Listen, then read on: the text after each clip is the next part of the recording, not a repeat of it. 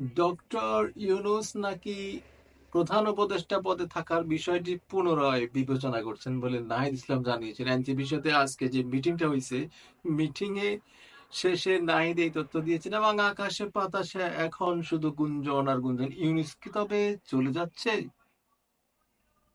মানে এখন আমাদের কি করা? আজকে দেখলাম ঢাকায় মিছিল হচ্ছে, জুলাই ঐক্য সম্প্রীতি নামে একটা মশাল মিছিল, একটা একটা লীগ তোর দৈরা দৈরা জেলে ভর। অবশ্যই লীগ জেলে ভরতে হবে, লীগের যাদের অপরাধ করছে তাদের তো আমরা বিচার চাই। ব্যাপার কি, বাংলাদেশকে সুইজারল্যান্ড না বানিয়ে আমাদের ম্যাজিক ম্যান চলে যাচ্ছে। ম্যাজিক ম্যানের ম্যাজিক কি শেষ,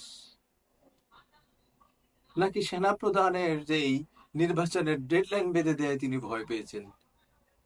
তিনি চেয়েছিলেন আওয়ামী লীগ মাইনাস বিএনপিও কি মাইনাস করে দেবে, এরকম চিন্তা ভাবনা করছিলেন তিনি। শেখ হাসিনা, খালেদা জিয়া, আওয়ামী লীগ বিএনপিকে বাদ দিয়ে তিনি এনসিপিকে দিয়ে কোনোভাবে প্রশাসনকে দিয়ে একটা নির্বাচন করাতে চেয়েছিলেন তিনি।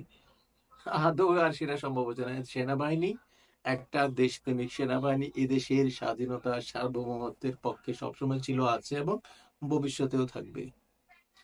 আজকে দেখলাম অনলাইন জুড়ে এনসিপি মার্কার লোকদের, যারা বিএনপিকে নিয়ে আওয়ামী লীগকে নিয়ে সবসময় বিষোদ্গার করে, তাদের সব হা হা হা হা হা পোস্ট একদম মনে হয় যে তাদের ফেসবুকটা একদম কারবালা হয়ে গেছে।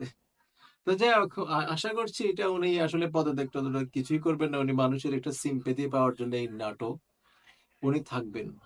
এবং আমরা চাই যে উনি সসম্মানে বিদায় হন। আমরা কখনোই চাই না যে ইউনূস সাহেবের মতো একটা লোক ব্যর্থতার পরিচয় দিবেন। আশা করি যে উনি এরকম তির্যক সমালোচনা নেওয়ার মতো যোগ্যতা ওনার আছে। উনি একজন নোবেল লরিয়েট।